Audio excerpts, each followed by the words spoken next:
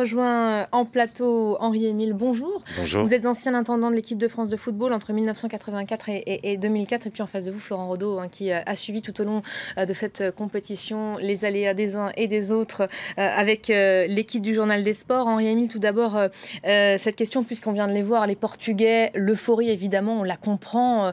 Elle était très attendue, cette coupe. Ça faisait des années. C'est le premier titre international. C'est vrai, mais c'est normal qu'ils soient euphoriques. Comme on le dit, ils l'ont tellement souhaité. En 2004, ils l'ont organisé et ils ont été battus 1-0 par la Grèce, qui nous avait éliminés d'abord, après un très bon match qu'avait fait l'équipe de France contre l'Angleterre. Donc, ils avaient été frustrés à ce moment-là. Aujourd'hui, ils ramènent la coupe. Et il y a un vrai goût de revanche aujourd'hui ? Non, ça n'existe pas, la revanche. D'abord, c'est pas tout Vraiment ? à fait les mêmes joueurs, oui. Et puis, le passé. Ce sont des joueurs, ils sont sur l'action.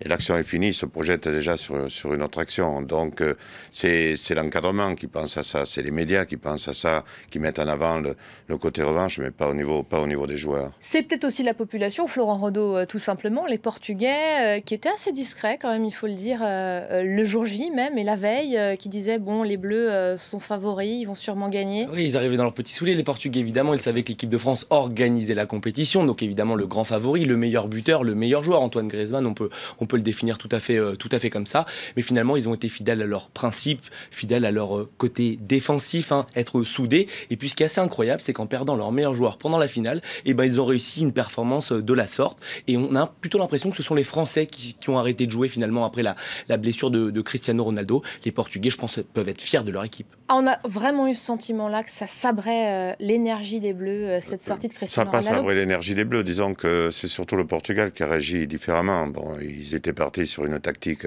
défensive en espérant que Ronaldo, par toutes ses qualités, sur un contre ou sur un coup franc, pourrait faire la différence. N'étant plus sur le terrain, il est certain que ça les a renforcés à être encore plus dans un schéma tactique défensif.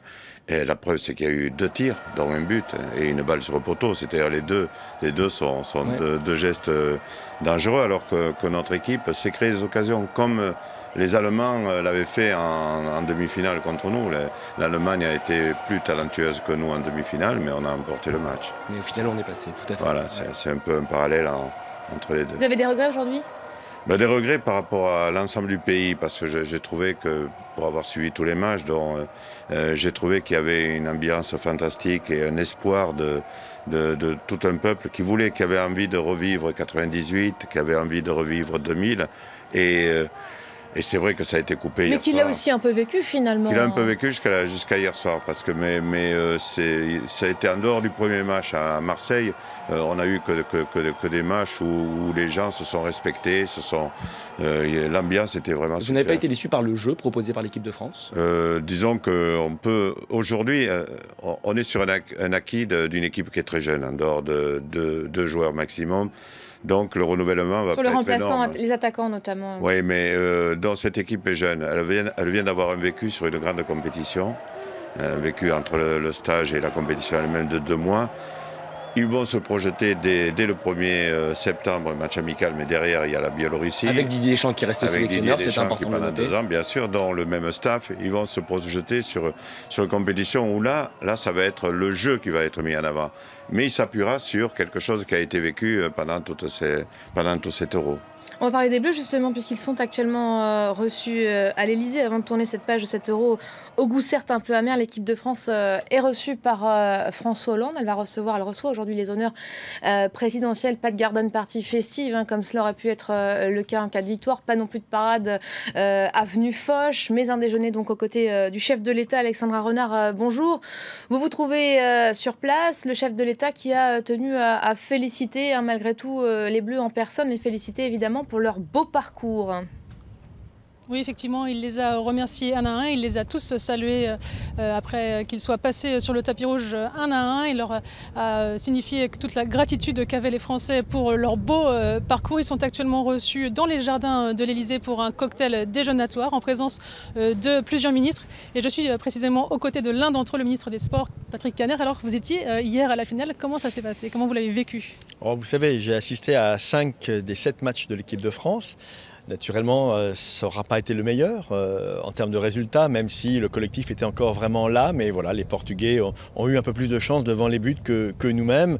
Et ils ont mis fin à la malédiction qui pesait sur eux depuis 1975. Dont acte, c'est une belle victoire du Portugal et un coup de chapeau quand même à cette équipe et quelque part aussi à la communauté portugaise qui vit en France et qui finalement a aussi construit notre richesse dans les 30 glorieuses.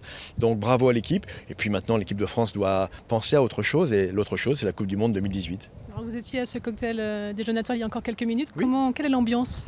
Oh, je ne vais pas vous cacher les choses. Les Français, les joueurs, Didier Deschamps, sont un peu tristes par définition. On ne peut pas imaginer autre chose. Qu'ils savent bien qu'ils étaient au bord d'un immense succès, mais c'est une équipe qui est jeune, qui est pleine de potentialité et qui a montré à la France vraiment qu'elle devait avoir fierté en elle.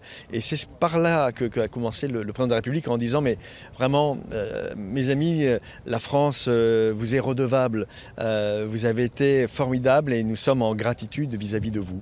Et je crois que c'est très important de le souligner parce que le sport est une formidable activité humaine et le foot en particulier. Mais bravo à cette équipe pour son parcours. Elle a une nouvelle page à ouvrir maintenant dès le 6 septembre prochain à Minsk contre la Biélorussie. Vous avez pu assister à quelques petits échanges avec les joueurs. Est-ce qu'il y en a quelques-uns qu'on peut partager ensemble? Oui, j'ai discuté par exemple avec Hugo Lloris, qui a encaissé ce fameux but, mais il n'y pouvait rien. Il a fait je lui ai dit, Hugo, vous avez fait un match formidable pendant toutes ces minutes. Il a sauvé plusieurs fois l'équipe de France. Le gardien portugais d'ailleurs était aussi excellent hier, mais c'est sûr que voilà, c'est le dernier rempart. Il a cédé à quelques minutes de la fin. Il n'y pouvait rien, mais je sens bien sûr une responsabilité particulière pour lui. Mais tous les joueurs ont été formidables. Tout au long de cet Euro, tout le monde s'est donné à fond. Et je crois que c'est un beau message qui est adressé à la France et en particulier à notre jeunesse. Croire dans nos potentialités. Merci beaucoup. Merci. Je vous rappelle que les joueurs malheureusement ne défileront pas aujourd'hui dans les rues parisiennes. Pas de bus non plus impérial, mais beaucoup de supporters les attendent à leur sortie pour les croiser encore une dernière fois.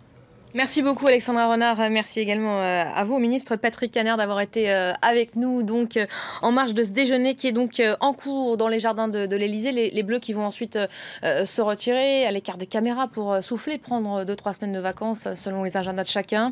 On l'a vu lors de la conférence d'après-match hier soir, la déception est évidemment immense, déception très forte, notamment de Didier Deschamps, le sélectionneur français. C'est cruel de perdre à l'avant-dernière marche du podium, mais il faut l'accepter, a-t-il dit. Écoutez-le.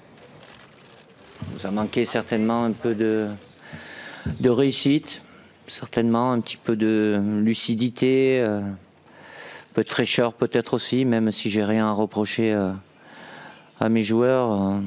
Ils ont tout donné ce soir, ça se joue vraiment à peu de choses, mais malheureusement, il manque l'essentiel et c'est très dur. C'est cruel, je le répète, mais il faut l'accepter et il faudra le digérer pour chacun d'entre nous.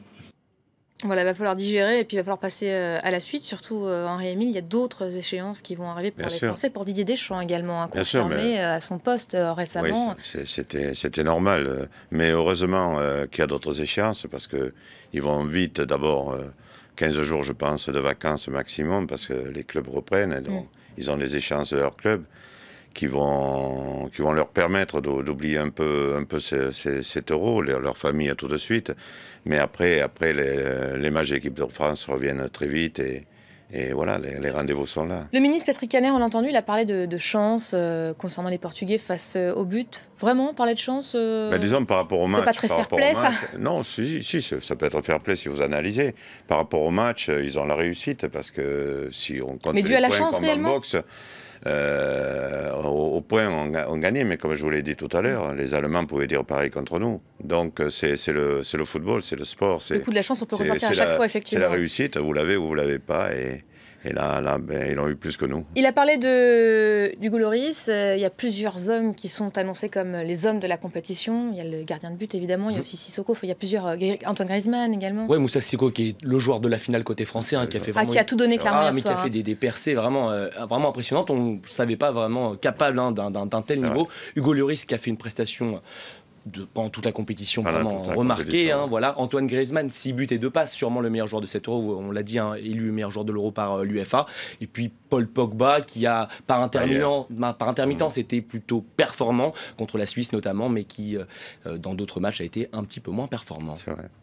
Merci beaucoup d'avoir été avec nous pour commenter ce résultat, la victoire des Portugais évidemment et leur retour au pays. Merci à vous Florent Rodeau, vous retrouvez également toute l'après-midi pour commenter ce retour au pays en fanfare. On va suivre ces festivités portugaises, il est 14h.